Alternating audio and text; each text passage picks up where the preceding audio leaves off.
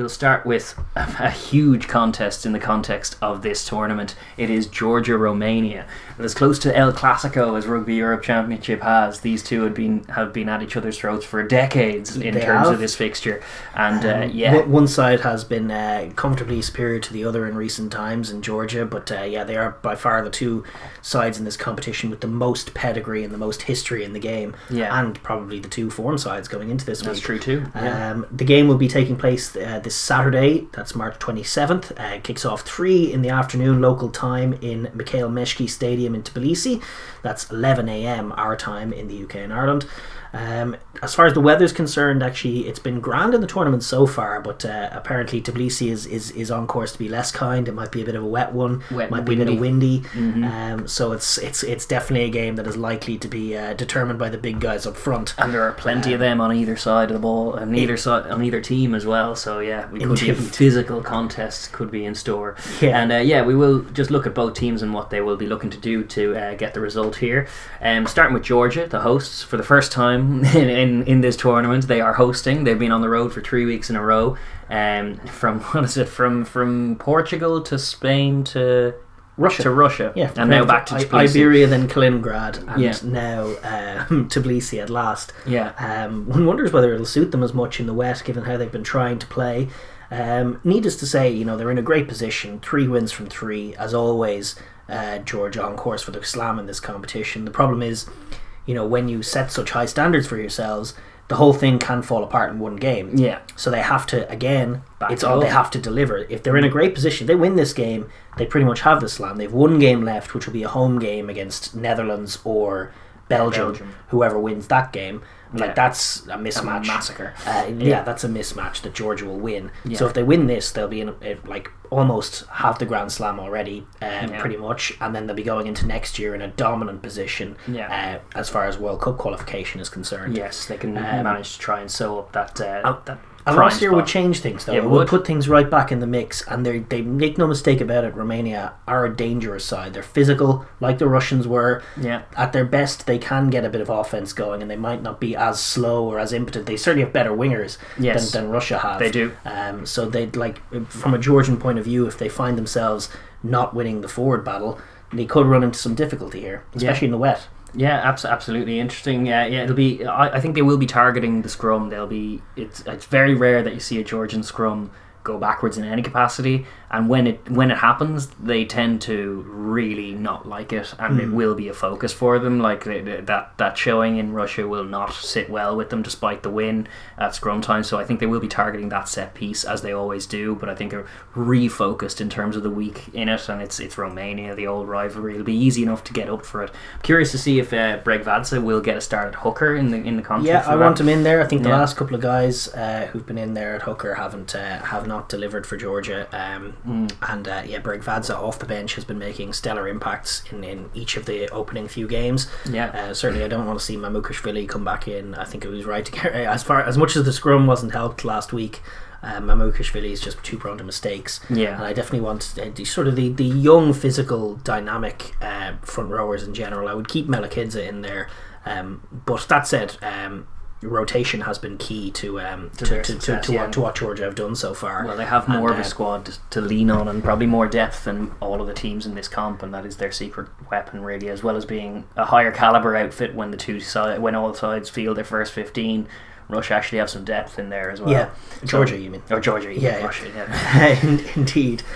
So far in the competition, we've seen them sort of physically outmuscle and then outlast a Portuguese team. We've seen them win against Spain, I think relying mostly on their defence, pressuring that Spanish offence into mistakes. And then we obviously saw them against Russia use their passing game to open them up and be the more clinical side. In terms of going about beating this Romanian side, the Tato-led offense was beautiful last week, but is it prudent to do so in the rain? We've seen them improve their defence, we've seen them improve their attacking game, we've seen them win physically. Kicking game. That's what I was going to get at. I think they, especially in a wet weather game with a bit of wind, can they dominate the territory with the kicking game? Can they get force the Romanians to do something by way of riposte as well, by kicking the ball deep, getting, if Tato could get a nice spiral going, moving them deep down the field and forcing the Romanians to come back at what is a very good Georgian defence. Indeed. That's probably the picture. I think they don't need to be putting pressure on themselves at home, to instantly play some razzle. Yeah, exactly right. Against a Romanian defence that is tough. Yeah, pretty competent. Whereas when you see their kind of multi-phase and their catch pass, you'd be more inclined to back your defence against their counter-attack than you would your offence in the rain against their defence. Exactly, it's a better matchup. So kicking the ball, I'd love to see, like Tato. We talked about how good he was last week. He's 21 years old. He's got a top couture. He's playing in the top couture, learning his trade. Seemed to love the added bit of space that he had in the Rugby Europe context last week. He just felt like it all the time in the world. It was a class apart. He looked an absolute class apart. He looked like a top couture starting 10 out there, and neither side had that before or since. And there's scope for him to really light this championship up. He's 21. Yeah. He's 21. I mean, he's very, very exciting from a Georgian point of view, and developing his game should be as big a focus as developing the overall game. Oh, it is, and they're not mutually exclusive. They're married. Yes. Like it's finally Georgia have always had the ingredients to play 10-man rugby, but they haven't had a 10. Now they do. So 10-man rugby is the MO. Kick it to the right areas. The forwards will trot up there all day and win collisions for you. Collisions, win turnovers, mind your discipline. Don't give Laiku easy attempts to kick the ball. Exactly. Which is why Laiku's pressure from the boot is how Romania accrue points. Yeah, it's how they stay in games and then nick them. So playing the game in Romania's half is a must. Yeah, and being difficult to play against. Be disciplined. Don't give them those ins. Try and take a lead if they keep going to the corner as they do, and apply pressure. If they get a 7-point lead, suddenly the Romanians are chasing. They'll be the ones more inclined to give away the penalties. If they can get Tato being the ones chipping over the points and punishing them, that'll just break the Romanian spirit away in Tbilisi, where they don't have that much recent optimism or recent memories of optimism. It'll only take a few things to break the back of this game if Georgia can do them right. Exactly right. But defending with discipline is key as well. Like if they end up like going off their feet, relentlessly going for the jackal, and don't show the necessary patience against a Romanian attack that has some danger to it, but not enough when they're physically outmatched. And certainly nothing like what they are very experienced from with the Automations Cup. They saw speed, they saw transitionary rugby, they were opened up a fair few times, they were emasculated a fair few times, but they've seen the levels above and they're aspiring to reach it. They know that Romania don't have those ins, they don't have those tools, so they just need to be the calm. Don't give it to side. them. Try and win the game up front first and foremost. Play the game in the right areas, and then once you've done that, once the game is played tight in those narrow areas, that's when you can really show the expanse of your game. And just in a couple of key moments, if Romania are caught narrow, you can look to Tato to maybe get you a little out wider, put Kvesaladze in a bit of space, put Jalagoni in a bit of space, maybe get a try for one of the outside backs as well. Todu on the board, these there's definitely scope, and they actually have speed out there as well, so if they can finish a few nice tries, that'd be the icing on the cake for them. But the win's the most important thing from a Georgian point of view and keeping the slam going. Then from Romania's point of view, it's it's an interesting one. They've definitely recovered really well from the opening round defeat, where you were looking at them going like, God, Romania are just a basket case as far as discipline's concerned, and what are they going to do? They're just going to concede a million penalties all tournament long. What's going on? Whereas no, they've bounced back, and they've now back-to-back wins to back that up, and are in a really nice position. Yes, they've conquered the Iberian Peninsula. They have. As Georgia did themselves. They did, which teased this one up as far as colour. They've managed to smother the sexy rugby playing teams from the Iberian Peninsula, as you say, and now it's time for a bit more of an old school, traditional, physical matchup with the old rival out in Tbilisi, which is as difficult as it gets for Romania. Truly it is. But they'll be seeing the campaign has gone so far for them, very similarly to Georgia. Obviously they had that difficult loss, but they were a match for the Russian pack. They were who were close to a match for the Georgian pack, which means they won't feel like there's a necessary mismatch up there in terms of physicality. No, they saw off Spain just as Georgia did. They showed good defense. They actually showed tremendous spirit and heart to come back against Portugal and get a win, as well as some clutch offense when they needed it in both games. Their offense wasn't great by and large, but in the fourth quarter when they needed a score, they went and found it. They upped the tempo. Oh, it was a good sign, a good instinct in a team. Yeah, so I think they'll come into this game much more confident and certainly in a much better place than they were after round one. 100%, yeah. And yeah, they're also there's machinations to consider here as well with the table, given the flow of forms in their favour. They lost to Russia, but they are 5 points clear of Russia now, and Russia still haven't played either of those two teams, Portugal or Spain. Yeah. And considering just how little speed is in that Russian team, there's definitely scope for them losing both those games if they become fast and loose ones. Yeah, that one or two of them. So Romania with those back-to-back wins have put themselves in a really strong position, not just for this tournament, but for the World Cup kind of permutations that come thereafter. Like a win here would be colossal in their bid to qualify for the World Cup. They'd almost seal it if they won here in terms of qualifying for the World Cup. In Tbilisi would almost certainly see them in it. It would be a massive swing compared to the rest of the tournament, because no one else is winning in Tbilisi. Indeed, they're 4 points behind Georgia in the table, so a win would potentially give them a chance to win the tournament as well, with that game against the qualifier to come. So in terms of how they go about it, in terms of stopping the marauding Georgian machine, it's a wet game, so it does involve just sort of fronting up and making things difficult.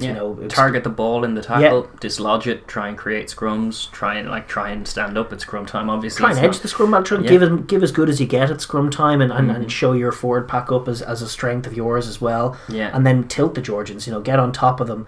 Make like if Georgia are trying to run out and get their wide men on the ball, bit of pressure defense, couple of clutch tackles, setting up an offensive scrum, and then just pressuring Georgia into making mistakes, and then every mistake is punished with a 3-pointer from Vlaicu. That's the getting on top of them that way. Tilting them is the surefire way, because we know from experience, and the Georgians probably know, that there are a lot of referees in the world that don't really vibe off the way Georgia like to play. It's true, and therefore Georgia can very often become the bad guys in the referee's eyes.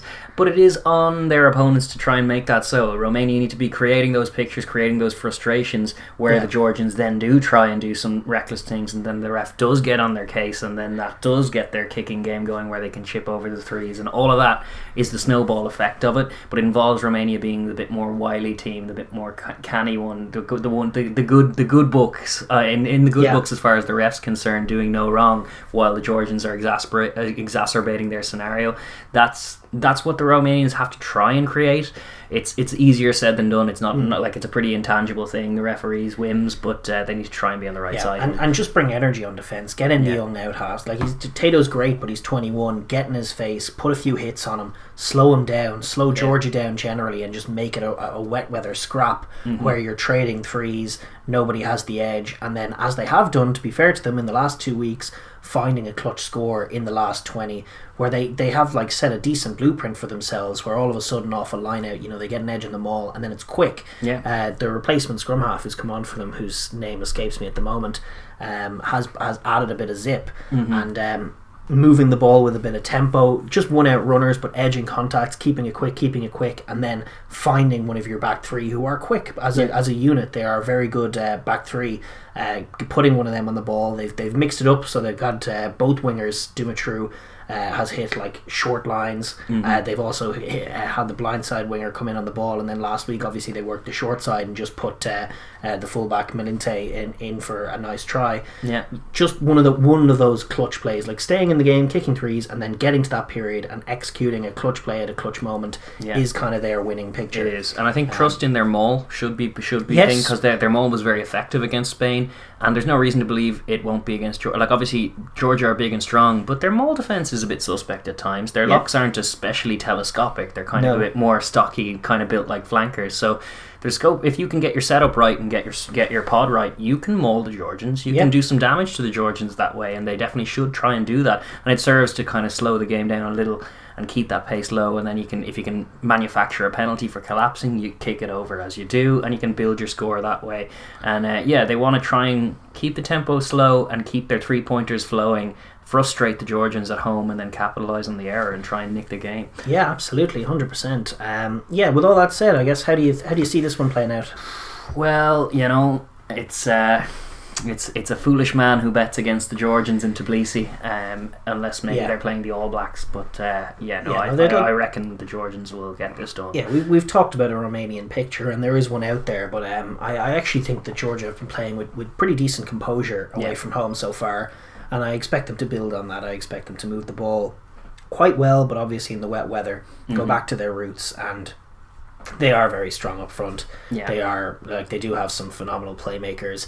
Their defense is their secret weapon. It is so far been a match for every offense in the competition. It's what they've mostly improved. You were frustrated with them in the Autumn Nations Cup because they weren't really proactive on D as much. They kind of improved during the Autumn Nations Cup in that department. But prior to that, like at the World Cup, for example, they were not defending well. They weren't defending nearly as well as they are now. But bringing a bit of pressure, a bit of line speed, and then edging the physical contest should be enough to sort of render the Romanians a bit impotent, and then keep your discipline, generate some turnovers, show some good offensive chops and some good physicality on the other side of the ball as well. And they should have plenty for Romania. They should, if they can get a score or two up, or the score even up. Then I don't see like a big hammering either. It's not how they do these things. It's like it's like 20 something to teens. But what I would say is, like, I can hope if they're a score or two clear and the Romanians are starting to get a little looser, then maybe we'll see a nice bit of interplay to put in a nice score, because I wanted them to score at least one nice try, but I suspect that they will be good for the game. Yeah, I would think so. I would think so.